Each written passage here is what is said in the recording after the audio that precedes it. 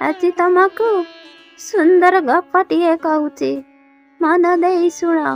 ଏହି ଗପଟିର ନାଁ ହେଉଛି ମୂର୍ଖ ରାଜା। ଗୋଟିଏ ଜଙ୍ଗଲରେ ରହୁଥିଲା ସୁନା ଚଢ଼େଇଟିଏ।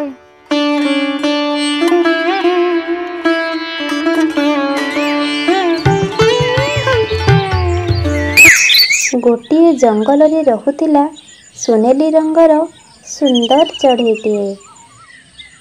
ସେ ଗୋଟିଏ ଗଛରେ ବସା ବାନ୍ଧି ରହୁଥିଲା। ସେ ଦେଖିବାକୁ ଯେମିତି ସୁନ୍ଦର ଥିଲା, ତା ବସାଟି ବି ସେମିତି ସୁନ୍ଦର ଥିଲା। ସୁନେଲି ରଙ୍ଗର ଚଢ଼େଇ ଖାଲି ଦେଖିବାକୁ ସୁନ୍ଦର ନଥିଲା, ତା ପାଖରେ ବି ଆଉ ଗୋଟିଏ ବିଶେଷ ଗୁଣ ଥିଲା, ଯେଉଁଥିପାଇଁ ସେ ଅନ୍ୟ ପକ୍ଷୀମାନଙ୍କର ଈର୍ଷାର କାରଣ ଥିଲା। ସେ ଅନ୍ୟ ପକ୍ଷୀମାନଙ୍କ ଭଳି ସାଧାରଣ ଖାଦ୍ୟ ଖାଉଥିଲା ସତ, କିନ୍ତୁ ସେ ଯେଉଁ ମଳତ୍ୟାଗ କରୁଥିଲା ତାହା ଥିଲା ଅସାଧାରଣ।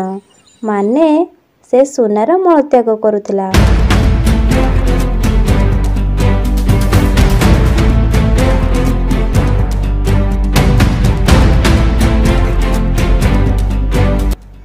ଜଣେ ଶିକାରୀ ଶିକାର କରିବାକୁ ଆସିଥିଲା।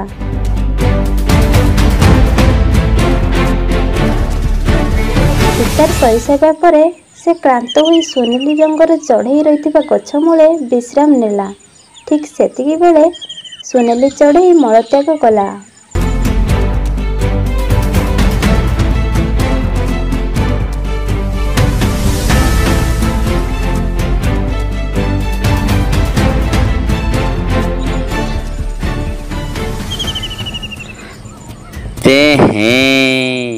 ଏ ସୁନା ଚଢ଼େଇ ତା ହଗି ଦେଲା ରେ। କ'ଣ ଏଇ ସୁନା ଚଢ଼େଇ ଗୁହଟା ସୁନା ପରି ଚକଚକ କରୁଛି? ସତରେ ଏ ଗୁହଟା ସୁନା ହେଇଥିବ ନା? କେଡ଼େ ମୂର୍ଖ ଟିକିରେ ତୁ! ଆଖି ଆଗରେ ସୁନାକୁ ଦେଖି ସାରିବା ପରେ ବି ଆହୁରି ଭାବୁଛୁ ଏ ସୁନା କି ନୁହେଁ?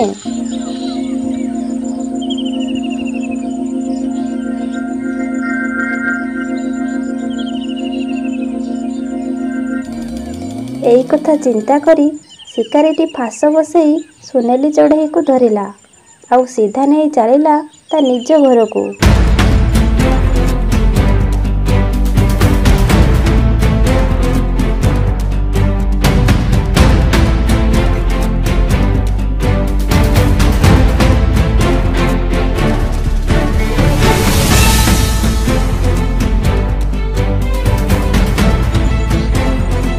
ଶୁଣ, ଏ ଚଢ଼େଇକୁ ଆମ ଘରେ ଜମା ରଖନା।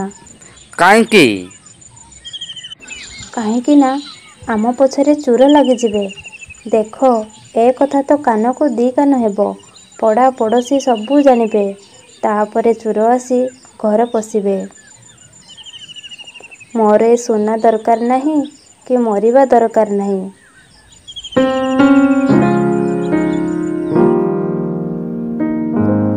ତମେ ଗୋଟେ କାମ କର, ଏ ଚଢ଼େଇକୁ ନେଇ ସିଧା ରାଜାଙ୍କ ପାଖକୁ ଯାଅ। ତାଙ୍କୁ ସବୁ ବୁଝେଇ କହିବ। ତାଙ୍କୁ ଚଢ଼େଇକୁ ଦେବ, ଆଉ ଶେଷରେ ପୁରସ୍କାର ନେଇ ଆସିବ। ଆମର ସେତିକିରେ ଶାନ୍ତି।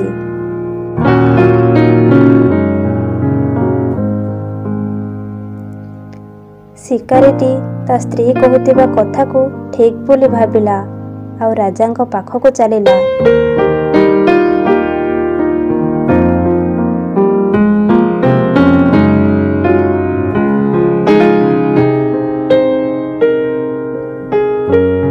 ସେ ରାଜାଙ୍କୁ ନେଇ ସୁନେଲି ଚଢ଼େଇକୁ ଦେଖେଇଲା। ମହାରାଜ ମହାରାଜ ପ୍ରଣାମ। ମୁଁ ଆପଣଙ୍କ ପାଖକୁ ଏକ ବିଶେଷ ପକ୍ଷୀ ନେଇ ଆସିଛି। ଏ ପକ୍ଷୀ ଯେଉଁ ମଳତ୍ୟାଗ କରୁଛି ତାହା ସୁନାର ମଳ, ଅର୍ଥାତ୍ ସୁନାର ଗୁହ।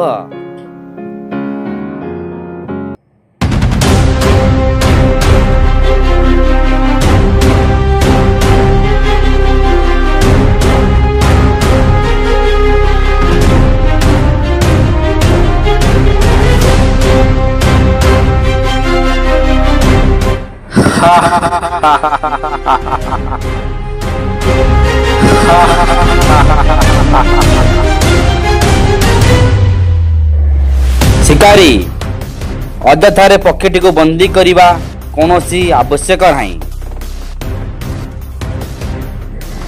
ମାନେ ପକ୍ଷୀଟିକୁ ପିଞ୍ଜରାରୁ ମୁକ୍ତ କର। ଶିକାରୀ ଶୁଣ ଶିକାରୀ, ସଂସାରରେ ଏମିତି କୌଣସି ପକ୍ଷୀ ନାହାନ୍ତି ଯାହାର ମଳ ସୁନା ହୋଇଥିବ।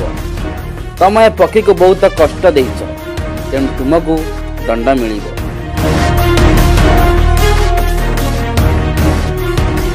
ରାଜା ଥିଲେ ଭାରି ସତ୍ୟ ଆଉ ନିଷ୍କପଟ।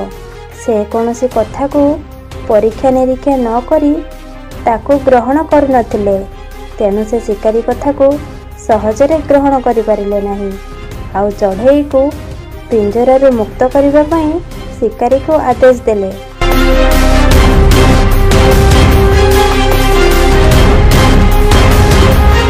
ଶିକାରୀଟି ପକ୍ଷୀଟିକୁ ମୁକ୍ତ କରିଦେଲା ଆଉ ପକ୍ଷୀଟି ସଭା ମଧ୍ୟରେ ରହିଲା। ଏତିକି ବେଳେ ସଭା ମଧ୍ୟରେ ଥିବା ପକ୍ଷୀଟି ମଳତ୍ୟାଗ କଲା। ତା ମଳ ପ୍ରକୃତରେ ସୁନା ଥିଲା। ରାଜା ତାହା ଦେଖିବା ପରେ ଯାଇ ଜାଣିପାରିଲେ, ଆରେ ଇଏ ତ ପ୍ରକୃତରେ ସୁନା ମଳ। ମୁଁ ତ ଠିକ୍ ସେହି କଥା କହୁଛି ଯେ ଇଏ ପ୍ରକୃତରେ ସୁନା ମଳ। ତମେ ମହାମୂର୍ଖ ରାଜନ। ଇଏ ଶିକାରୀ ମୂର୍ଖ, ୟା ସ୍ତ୍ରୀ ମୂର୍ଖ, ତମେ ବି ମହାମୂର୍ଖ। ସବୁବେଳେ ସବୁ କଥା ପରୀକ୍ଷା ଯୋଗ୍ୟ ନୁହେଁ ରାଜନ। ବେଳେ ବେଳେ କିଛି କଥା ବିନା ପରୀକ୍ଷାରେ ବି ବିଶ୍ୱାସ କରାଯାଏ। ଏବେ ମୁଁ ମୁକ୍ତ, ତେଣୁ ମୁଁ ଚାଲିଲି। ରାଜା ଆଉ ଶିକାରୀ ଦୁଇ ଜଣ ଯାକ ହାଁ କରି ସୁନେଲି ଚଢ଼େଇକୁ ଚାହିଁଥିଲେ। ସୁନେଲି ଚଢ଼େଇ ଆନନ୍ଦରେ ଉଡ଼ି ଉଡ଼ି ବଣ ଭିତରକୁ ଚାଲିଗଲା। ତେଣୁ ସବୁ କଥାକୁ ଅବିଶ୍ୱାସ କରିବା ଠିକ୍ ନୁହେଁ। ଯଦି ଆଜିର ଏଇ ଭିଡ଼ିଓଟି ଭଲ ଲାଗିଥିବ ତାହେଲେ ଆମର ଏଇ ୟୁଟ୍ୟୁବ୍ ଚ୍ୟାନେଲକୁ ସବସ୍କ୍ରାଇବ୍ କରନ୍ତୁ ଆଉ ଲାଇକ୍ କରନ୍ତୁ ଆଉ ଆପଣମାନଙ୍କର ସାଙ୍ଗମାନଙ୍କ ସହିତ ଆମ ଚ୍ୟାନେଲକୁ ସେୟାର କରନ୍ତୁ। ରହିଲି, ଜୟ ଜଗନ୍ନାଥ।